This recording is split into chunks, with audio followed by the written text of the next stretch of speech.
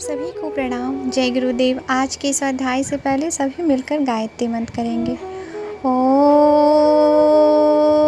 भूर्भुवः स्वः तत्सवितुर्वरेण्यं भर्गो देवस्य धीमहि धियो यो नः प्रचोदयात्।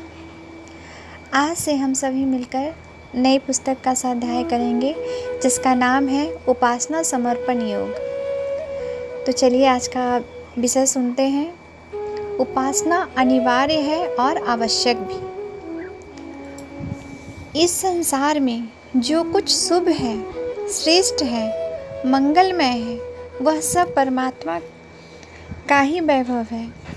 गीता में अपनी विभूतियों का वर्णन करते हुए बताया है कि जो कुछ इस संसार में श्रेष्ठ दिखाई पड़ता है उसे भगवान की ही विभूति जानना चाहिए।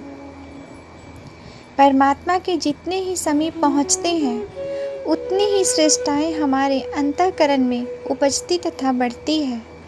उसी अनुपात से आंतरिक शक्ति की भी उपलब्धियां होती चली जाती है। हिमालय की ठंडी हवाएं उन लोगों को अधिक शीतलता प्रदान करती है जो उस क्षेत्र में रहते हैं। इसी प्रकार आग की भट्ठी के समीप काम करने वालों को गर्मी अधिक अनुभव होती है। जीव ज्यों-ज्यों परमात्मा के निकट पहुंचता जाता है त्यों-त्यों उसे उस विभूतियों का अपने में अनुभव होने लगता है जो उस परम प्रभु में ओतप्रोत है। उपासना का अर्थ है पास बैठना। परमात्मा के पास बैठने से ही ईश्वर उपासना हो सकती है। साधारण वस्तुएं तथा प्राणी अपनी विशेषताओं की छाप दूसरों पर छोड़ते हैं तो परमात्मा के समीप बैठने वालों पर उन दैवी विशेषताओं का प्रभाव क्यों न पड़ेगा। पुष्प वाटिका में जाते ही फूलों की सुगंध से चित्त प्रसन्न हो जाता है। चंदन के वृक्ष अपने सीमावर्ती वृक्षों को सुगंधित बना देते हैं। सज्जनों के सत्संग से साधारण व्यक्तियों की मनोभावनाएं सुधरती है। फिर परमात्मा अपनी महत्ता की छाप उन लोगों पर क्यों न छोड़ सकेंगे जो उनकी समीपता के लिए प्रयत्नशील रहते हैं। आत्मा को परमात्मा के निकट पहुंचाने पर ही बात बनती है जो गर्म लोहे और ठंडे लोहे के साथ बांधने पर होती है। गर्म लोहे की गर्मी ठंडे लोहे में जाने लगती है और थोड़ी देर में दोनों का तापमान एक सरीखा हो जाता है।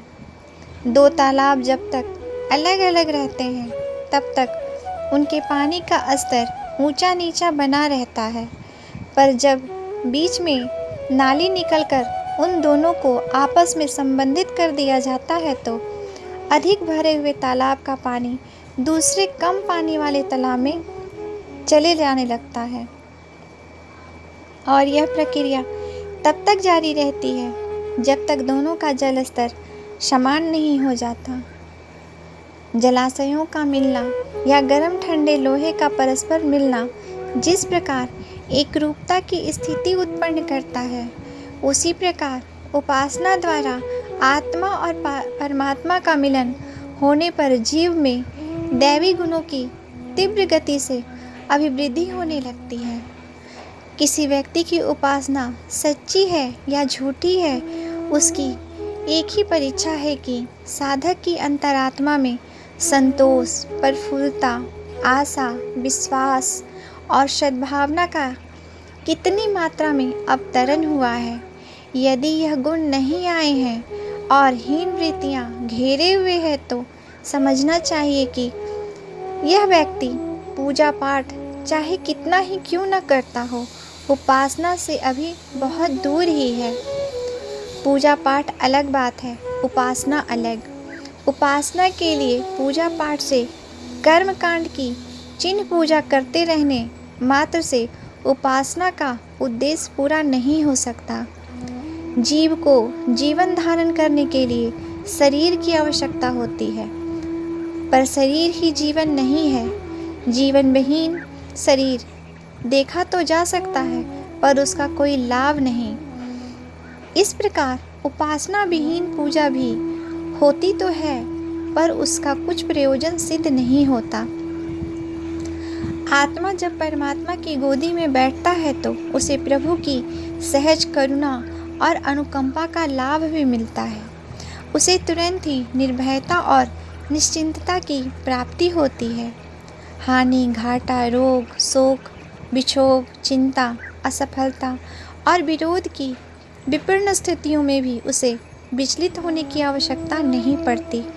उसे इन प्रतिकूलताओं में भी अपने हित साधन का कोई विधान छिपा दिखाई पड़ता है। विपन्नता हमारी त्रुटियों का शोधन करने और पुरुषार्थ को बढ़ाने के लिए ही आती है। आलस्य और प्रमाद को, अहंकार और मत्सर को मनोभूमि से हटाना ही प्रतिकूलताओं का उद्देश्य है। सच्चे आस्तिक को अपने प्रिय परमेश्वर पर सच्ची आस्था होती है और वह अनुकूलताओं की तरह प्रतिकूलताओं का भी खुले हृदय से स्वागत करता है। माता मधुर मिष्ठान भी खिलाती है और आवश्यक पड़ने पर कड़वी दवा भी खिलाती है। दुलार से गोदी में भी उठाए फिरती है और जब आवश्यकता समझती है तो डॉक्टर के पास सुई लगवाने या ऑपरेशन कराने के लिए भी जाती है।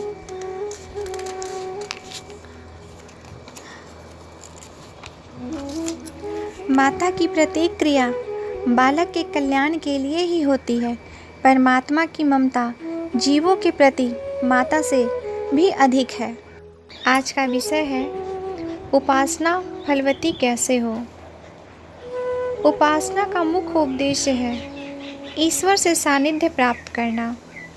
कोई भी व्यक्ति जिस समय तक पूजा, अर्चना, स्तवन, जप, ध्यान, कीर्तन आदि की उपासना विधि में निरत रहता है उतनी देर तक वह यही अनुभव करता है कि परमात्मा उसके पास है अथवा वह परमात्मा के निकट है और वह यह जो कुछ कर रहा है या कह रहा है वह सब परमात्मा के लिए है।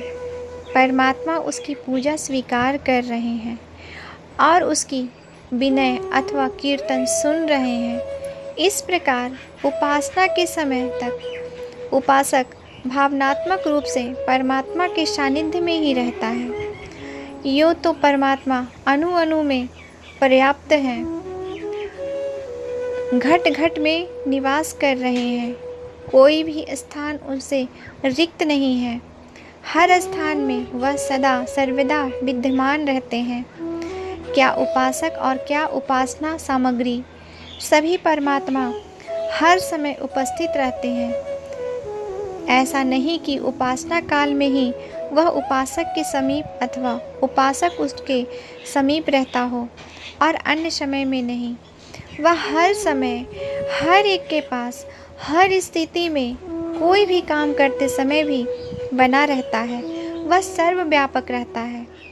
यदि विशेष उपासना विधि से भिन्न भी अपने हर काम को परमात्मा को सौंप दें, हर काम उसी का काम समझें और हर क्रिया को उपासना जैसी श्रद्धा एवं आस्था से करे तो मनुष्य के साधारण नित्य नैमित्य कार्य ईश्वर की उपासना के रूप में बदल जाए और उसी की तरह शांति, संतोष तथा आनंद के पुण्य फल प्रदान करने लगे। किंतु यह बहुत सरल होते हुए पर भी बहुत ऊंची और दूर की बात है। जनसाधारण का मनोविकास अभी इस स्तर तक नहीं पहुंच सका। सर्वव्यापक परमात्मा की सर्वकमक उपासना करते रहना दैनिक जीवन के लिए तो मंगलमय ही है। सर्वकमक उपासना के योग मनोविकास प्राप्त करने के लिए भी आवश्यक है। सच्ची भावना के साथ की हुई उपासना चमत्कार की तरह फलवती होती है। भावना को परमात्मा में पूर्ण रूप से संयोजित करके कुछ देर की उपासना जीवन पर एक स्थायी प्रभाव डालती है, जो कि उत्कृष्ट विचारों, निर्विकार स्वभाव तथा सत्कर्मों के रूप में परिलक्षित होता है। उपासना करता हुआ भी जो व्यक्ति गुण, कर्म, स्वभाव एवं मन, वचन, कर्म से उत्कृष्ट नहीं बन सका तो यही मानना होगा उसने उपासना की ही नहीं, केवल वैसा करने का नाटक किया।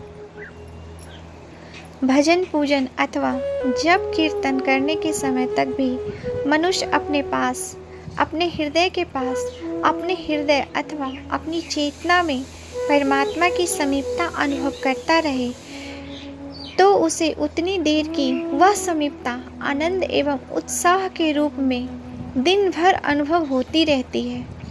उपासना के समय जितनी जितनी गहराई के समय अपनी मानसिक भावना को परमात्मा में संयोजित किया जाएगा, यह अनुभव उतनी उतनी ही गहराई से जीवन में उतरना और स्थिर होता जाएगा। और एक दिन ऐसा आ जाएगा कि मनुष्य अपने में तथा अपने से बाहर परमपिता को हर समय ओतप्रोत देखने लगेगा। ऐसी स्थिति आ जाने पर मनुष्य का आत्मोद्धार निश्चित है।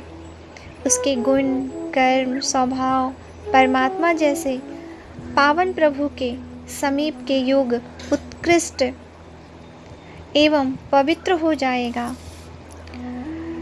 समीपे की स्थायी एवं स्पष्ट अनुभूति होने से उसे असंदिग्ध विश्वास हो जाएगा कि परमात्मा सर्वत्र व्याप्त है। कोई भी प्रक्षेपण अथवा प्रकट स्थान उससे रहित नहीं है। वह अंतर्यामी और घट घट की जानने वाला है। परमात्मा की उपस्थिति का विश्वास होने पर प्रथम तो मनुष्य स्वाभाविक रूप से बुरा करेगा ही नहीं, और यदि फिर भी वह घृष्टतापूर्वक ऐसा करता है तो उसे अपने इस जघन्य अपराध का कितना और कैसा यातनापूर्वक दंड मिलेगा, इसकी कल्पना की जा नहीं सकती। उपासना का उद्देश्य केवल इतना ही है कि उसके द्वारा परमात्मा का अधिकाधिक सानिध्य प्राप्त किया जाए, जिससे कि उस परम पिता की वह कृपा पाई जा सके जो हमारी आत्मा की मुक्ति का हेतु बन सके। और ऐसा तभी संभव हो सकता है जब हमारी उपासना निर्लोभ एवं निष्काम हो और हमारे जीवन की रीति नीति एवं गतिविधि उपासना के अनुरूप ही महान एवं पावन हो। ईश्वर उपासना से महान आध्यात्मिक लाभ। जल में प्रवेश करते ही उसकी उष्णता या शीतलता का तत्काल भान होता है। आग के पास बैठने वाले को उसकी गर्मी मिलना स्वाभाविक है। किसी भी वस्तु की समीपता मनुष्य के जीवन में अपना विशिष्ट प्रभाव अवश्य छोड़ती है। बुरी वस्तु का संग बुराई पैदा करता है और भलाई का भलाई। संसार के सभी लोग इसलिए भले आदमियों और भली वस्तुओं का सानिध्य प्राप्त करना चाहते हैं। ईश्वर उपासना का अर्थ है ईश्वर के समीप बैठना। जल, अग्नि, वायु की समीपता से जिस तरह मनुष्य तुरंत उसके गुणों का प्रभाव अनुभव करने लगता है, ठीक उसी तरह से परमात्मा का सानिध्य प्राप्त होते ही जीव का अपना विस्तीर्ण होने लगता है। उसकी शक्तियाँ प्रकीर्ण होने लगती है। उस प्रकाश में मनुष्य न केवल अपना मार्गदर्शन करता है, अपितु अनेकों औरों को भी सन्मार्ग की प्रेरणा देता है। एक ईश्वर आराधक की शक्ति इसलिए बहुत बड़ी और जज्बालमान्य समझी जाती है क्योंकि वह सर्वशक्तिमान ज्योति में अंतर्हित होकर स्वयं भी उनका उत्तराधिकारी अनुभव करने लगता है। यजुर्वेद में इस संबंध में कहा गया है, जो परमात्मा देव तेजस्वी, निराकार, व्रत रहित, स्नायु जल में अपरिच्छन्न, अलौकिक, पाप रहित, कवि मनीषी, सर्वव्यापी, सर्वशक्तिमान है, वह हमें भी इन शक्तियों से ओतप्रोत करे। इस मंत्र में परमात्मा की उपासना से प्राप्त होने वाली महान आध्यात्मिक लाभों को ईश्वरीय गुणों के रूप में दिखाया गया है। आज के लिए यहीं तक। आप सभी को प्रणाम। जय गुरुदेव।